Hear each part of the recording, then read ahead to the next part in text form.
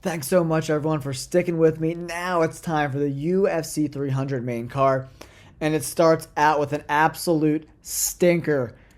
Cody Brundage, Bo Nickel. Bo Nickel, it's at minus 2,500 now, but yesterday I saw it at minus 3,000. That's like a 99% implied probability, pretty much. I just hate this fight.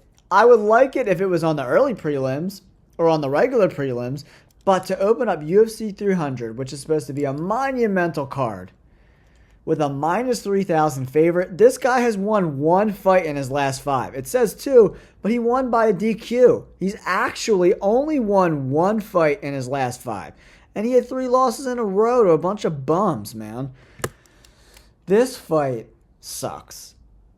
A bunch. Bo Nickel has got 4 wins under the UFC banner, 2 actually in the UFC. The combined wins for the 2 guys he fought in the UFC, 2-9. Pickett and Val Woodward, they suck. Pickett has lost 6 fights in a row. Pickett is trash. Val Woodward does not deserve to be in the UFC. These guys are not top 50 fighters in the UFC at this weight division. They're just not. Bo Nickel, at 185 pounds, needs to fight better guys. If you're going to put him on UFC 300, give him a top 10 guy, a top 15 guy, not Cody Brundage, minus 3,000. Give me a break. This is a lose-lose situation for Bo Nickel. If he goes out there and he smokes Cody Brundage, who probably will be out of the UFC if he loses this fight, okay, you beat another tomato can. Whoop-de-frickin-do, bro. And then, if you lose or you look like trash against Cody Brundage, you're going to be like, well, his stock is plummeting. The dude's a great wrestler. He's a little sloppy on the feet. He overextends his punches. And who knows, maybe Cody Brundage keeps it tight.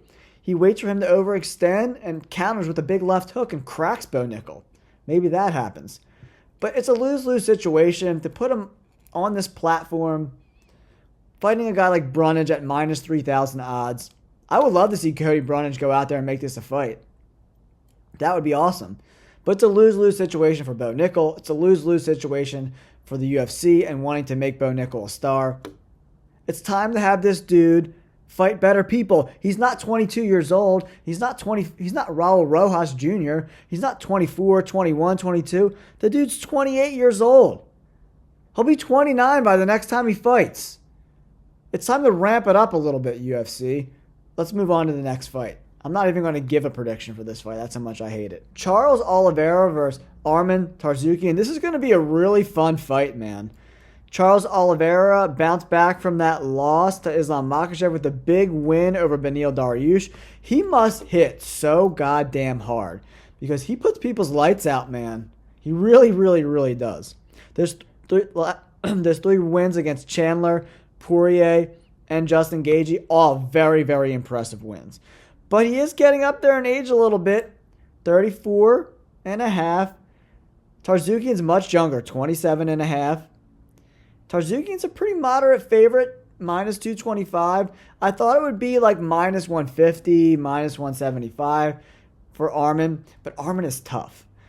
He's a grinder, man. He's not going to get clipped and fall to his back like Charles Oliveira does. He's going to fight through the storm. He's very tough. He's scary good.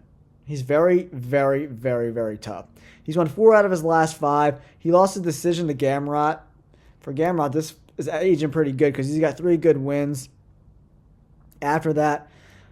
But this will really let us know where Armen Tsarukyan is. He fought Islam Makhachev before to a close fight. He was really young when that fight happened. And is Charles Oliveira going to get that rematch with Islam? He's got to win this fight if he wants that rematch. And he's got to win it in emphatic fashion. Because if Justin Gaethje goes out there and has a good performance against Max Holloway, I guess he's next. I mean, the 155-pound division really pisses me off because now that Islam's champion, he hasn't fought one guy who actually fights at 155 pounds. The belt is just like being held hostage. The dude fights once a year. He fought Volkanovski twice. He hasn't even fought a 55er in like 2 years. It's ridiculous. But I like Armen Tsarukyan to probably win a decision. He might actually win by stoppage. Because we all know if Charles Oliveira gets clipped, he does that fall on his back thing, kind of pulls guard, and tries to figure it out on his back while he gets his shit together. I don't love that style. I don't know how much I like the dog in him. Charles Oliveira is very good at being the hammer, but he's not very good at being the nail, and that's why I like Armen Tsarukyan to win this fight. I'm going second round TKO stoppage for Armen Tsarukyan, and possibly leapfrogging Justin Gaethje and getting that rematch with Islam. Now, let's move on to the most fun fight of the evening, without a doubt, Justin Gaethje versus Max Holloway for the BMF belt. This fight, in my opinion, makes legitimately zero sense for anyone involved. For the UFC, for Justin Gaethje, for Max Holloway. But that doesn't mean it's not going to be fucking awesome, because it's absolutely going to be incredible to watch. This fight is going to be so much fun. I cannot wait for this fight. I think it's 3 rounds. I'm not sure. Let me know in the comments below. I'm not sure if this is 3 rounds or 5 rounds. But either way, it's going to be a barn burner. For Max Holloway to win this fight, he's going to have to avoid those leg kicks. Volkanovski had a ton of success with leg kicks against Max Holloway. And Max Holloway has really skinny-ass legs, dude. It's not going to take a lot of those Justin Gaethje devastating leg kicks to really compromise Max Holloway. Max Holloway already does not have a ton of power. Great volume striker, great boxer, very elusive with his head movement, but he kind of leaves a lot of weight on that lead leg. And Justin Gaethje, that's going to be the game plan. It's going to be to tear up that lead leg. And he's absolutely going to be launching leg kick missiles at Max Holloway. But on the counter side of that, Max Holloway doesn't have to worry about getting taken down at all whatsoever. Justin Gaethje is not going to shoot for a takedown at all. So he can pretty much work his outside game, try to use that jab, 1-2s to keep Justin Gaethje at bay. If he can avoid the leg kicks, Max Holloway has a serious chance of winning this fight. But if Justin Gaethje can kind of get inside, land those leg kicks, land those uppercuts, and he also unleashed some leg kicks on Dustin Poirier that put his ass to sleep. So if he can continue to evolve as a striker, implement those high kicks, those body kicks with those leg kicks, Justin Gaethje is going to be a fucking problem for a lot of people at 155 pounds, whether he moves up to 170. I think he has a better chance of winning the belt probably at 170 than he does at 155, because Islam is a G. His wrestling's super good. I like Justin Gaethje's chances of beating Leon Edwards more than I do of him beating Islam Makhachev. Let me know in the comments below, who do you think is going to win this fight? Do you think Justin Gaethje is going to win this fight or Max Holloway? I've been going back and forth. I just think Justin Gaethje at this point in his career has more weapons than Max Holloway. Holloway doesn't use leg kicks a lot, and the leg kicks that he does use are not super powerful. He's not putting people to sleep with leg kicks. He's a volume guy. He wants to Nate Diaz you and volume you to death. But on the flip side of that, Justin Gaethje has been hittable over his career. He's got hit hard by pretty much everybody he's fought at one point or another. But Justin Gaethje is just a lot bigger. I just think Max Holloway, he's been putting on a little bit of size, but I just think Gaethje probably walks around 180 pounds, man. Max Holloway probably walks around 165, 170. Gaethje's significantly bigger. Their reach is very similar, 70 inches for Gaethje, 69 inches. They're both 5'11". I like Justin Gaethje to win this fight by decision. It's going to be a good fight. It's going to be a lot of fun. People are going to get rocked. There's going to be big shots landed. I really just think those calf kicks are going to be too much to deal with for Max Holloway. If he can fight southpaw, say he comes out southpaw and fights him southpaw, that could be a very interesting strategy for Max Holloway to implement. Holloway can fight out of both stances, but he likes to fight with that left leg forward so he can land his right hand. I just think it's going to get chewed up, man. Justin Gaethje by decision. Let's move on. All right, everybody, we move on to the strawweight title fight, the co-main event for UFC 300. We have Zhang versus Jang. They're both 3-2 in their last 5 fights. Zhang is a huge favorite, minus 420. It's a little bigger odds than I initially thought this fight was going to be. They're both 34 years of age, both 115 pounds. Zhang is 5'4", Jang is 5'5". Both have 63-inch reach. Team Alpha Male versus Black Tiger Fight Club. Team Alpha Male, they're better wrestlers. So I think Jan's got to use her wrestling to win this fight. But Weili Zhang is a really good fighter. She's an excellent striker, man. Really tight boxing, great leg kicks. She's an absolute savage, man. I think this fight's going to be a lot closer than people think. Maybe like 48-47, 49-46.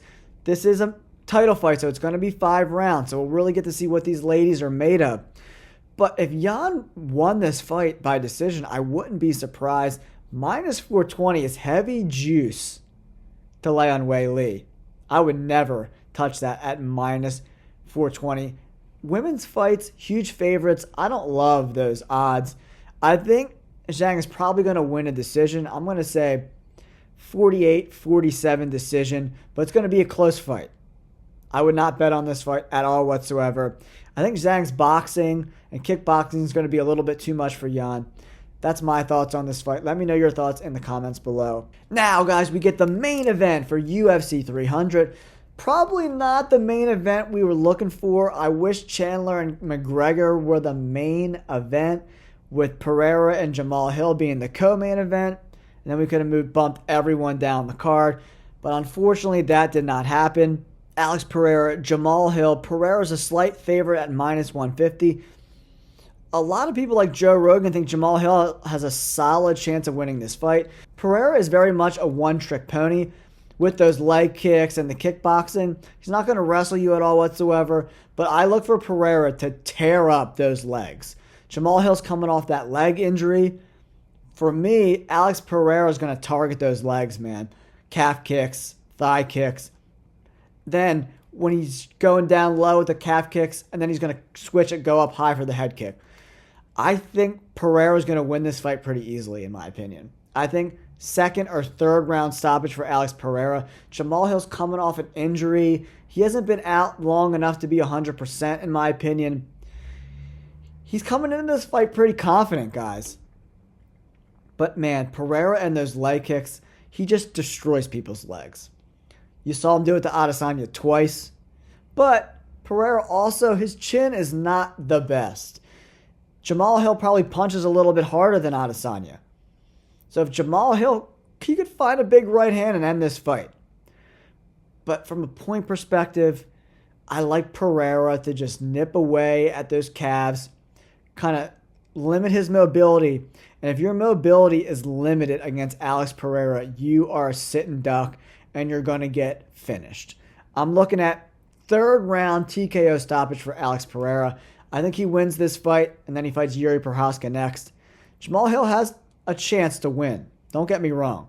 And Jamahal's a dog, man. He's coming to this fight to be in a barn burner. He's not coming in this fight to point you. He's coming to take Pereira's head off. But I think Jamahal is going to go head hunting for Pereira and then get picked apart. Israel Adesanya is a world-class kickboxer. Jamahal is not a world-class kickboxer, in my opinion. Pereira, I just think those leg kicks are going to be too much. Those calf kicks are going to really limit Jamahal's mobility.